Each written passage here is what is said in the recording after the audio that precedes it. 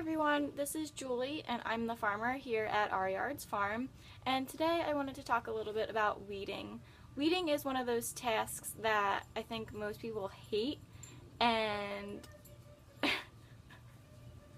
discourages a lot of people from gardening. So I'm here to tell you that it doesn't have to be as bad as maybe some of the past experiences that you've had. So I'll give you some tips, some tools, and we'll take it from there, and I think maybe you'll find that weeding isn't as bad as you think. So the first thing, and probably the most important thing to remember, is weed before it gets weedy. So what does that mean? You've probably seen the little tiny leaves. They come out once the seeds germinate. They're super tiny. You can barely even see them. That's when you want to weed.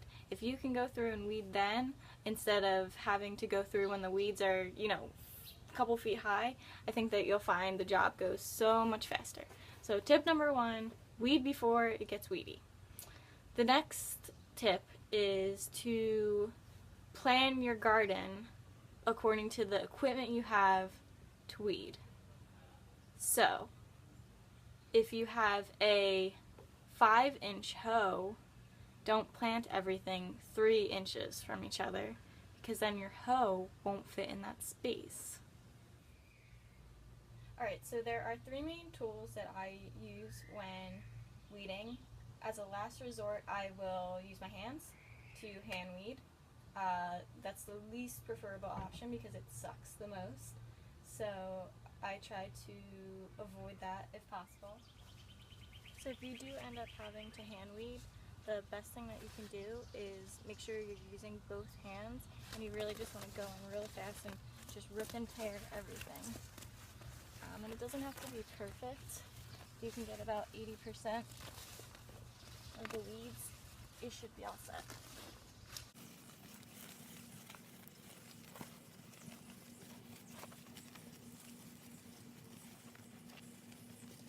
The next tool that I'll use are steripos. So I have 2 different sizes based on the plant spacing. So if they're planted a little bit further apart, I'll use this one. You can see it's a little bit longer. And if they're planted closer together, then I'll use this one. And it's good to have different options because certain crops, you might want a little bit more space between them or need it for them to do well. Other crops, you might want them closer together because they might not need as much space, and if you plant them closer together, then you'll be able to shade out the weeds, all different kinds of things. So there are all kinds of hoes. Personally, I recommend the Stera hoes because they just have a lot more ability to slice the weeds off.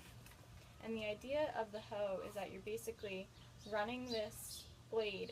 It's a sharp blade, and it's also important to sharpen your hoes because if they get dull, then they won't slice the weed. But basically you're slicing the weed off at its roots, and then once you do that, obviously it will shrivel up and die.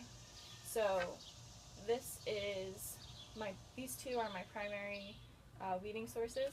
The other really nice thing about the Sterapo is that you can stand up straight while you're using them. So instead of being hunched over on your hands and knees hand weeding, stand up nice and straight, get the job done, and you're not putting any weird pressure on any parts of your body.